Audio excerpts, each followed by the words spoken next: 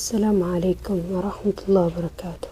شما هركفون جرو جرتو هيا قبل سنين جدا بقى جراتان وبليان كيا جمعتشو إدو كان جتشورا لغادو بتشوفي نبسني جزء ملوف هتي بسنشو بربادا كم بيتان قبلي سابدي رقاسة ما شاء الله تبارك الله. بقى هاربين منتي كجنما الرادة لتب بقى ديبسي بقى جمدي بقى دلوتا كيكا لما فاتت ديبتي سين جدا هارومتي سيران هارومتي جدا ما هارومتي أكاسيكا أمانتين كالي الرتي دلتي قويا كيسا وني جيراني في واني بود الرتي تريبي أمبيكاني با إنما كمتشيستي kanaafuu baga gammaddee baga buleessa kenna nutti dabalamtee siin jecha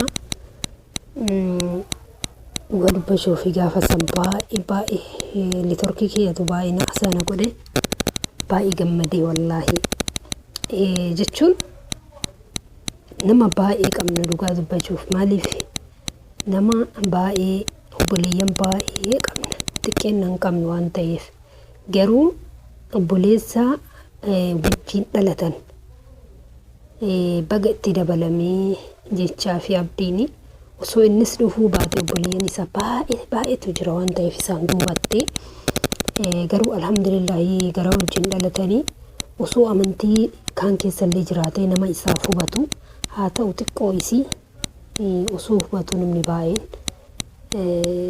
bakka amantii saniif baay'ee nama wanni jedhutu jira.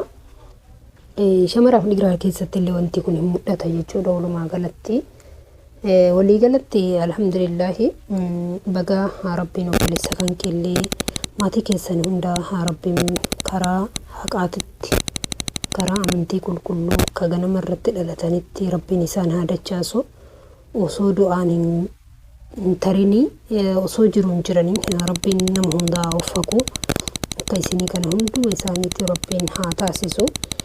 Namni beekayyoo waa hubate beekumsa ofiitiin hubate bal'isee ilaalee bal'isee yaade itti deebi'a jechuudha karaa haqaatitti. Kanaaf wallahi baay'ee na gammachiise walumaa galatti ammallee wanni jiru tokko ijoolleen amantii musliimaa kabiraatu gursaayyaamaa jedhan malee keessaa baasaa hin jenne jechuudha amantii keessaa.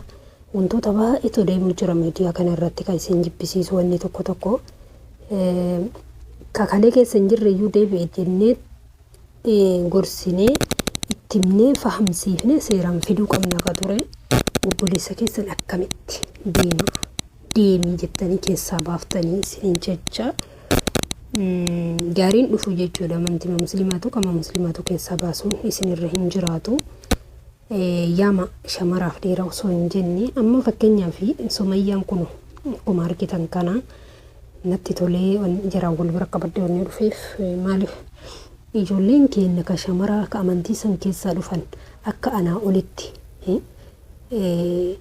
gaa'ilana olii abbaa manaa gaarii abbaa manaa kabaja qabu abbaa manaa isii sossobu abbaa manaa isii sossobatu abbaa manaa aarsine abbaa manaa aarsine isiif haa kennu jennaan maaliif jennaan waa hedduun dhugaa dubbachuuf namni ganama irratti dhalatee irratti guddatee irratti dulloomee fi namni booda maatii isaa dhiisee gara kana deebi'u tokko miti waan ta'eef ani wallahi haqiiqatan jechuudha yeroo ijoollee dhuftu sana baay'ee eebbisuun jaaladha maaliif sababni isaa akka jirre lama dhabne akka waan barbaaduuf waan ta'eef jechuudha yoo dhiiraan illee miidhamte baay'ee fokkataadha gaafa dhiiraan miidhamte akka waan amantii musliimaa nama miidhi jetteen akkasitti fudhatan waan ta'eef jechuudha dhiirri amma ijoollee amantii musliimaa yoo fuudhanii isiinuu faalla walitti dhufa waan ta'eef wal danda'anii isiin dandeetti jechuudha gaafa ammoo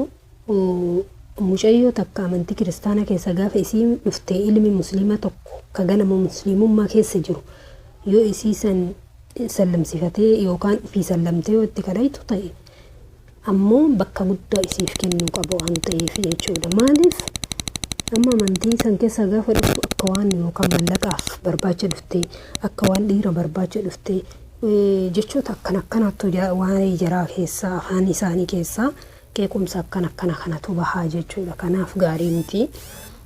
Rabbi waan hundumayyuu irraa isin haa oolchu obboleeyyan kiyya. Rabbi irraa isin haa oolchu kaanii jedhu kana jechuudha. Inni kaan ammoo tuqaa maaliif Abdii Raggaasaa Deengaddamoo kaleessa kaasee viidiyoon itti fakkaata.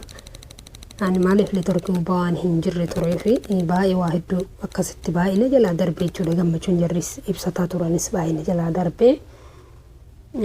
Abdii Raggaasaa dogongora xiqqoo waa jedhee dogongorichi san keessatti namni kaasii jedheen hin kaasee jechuudha.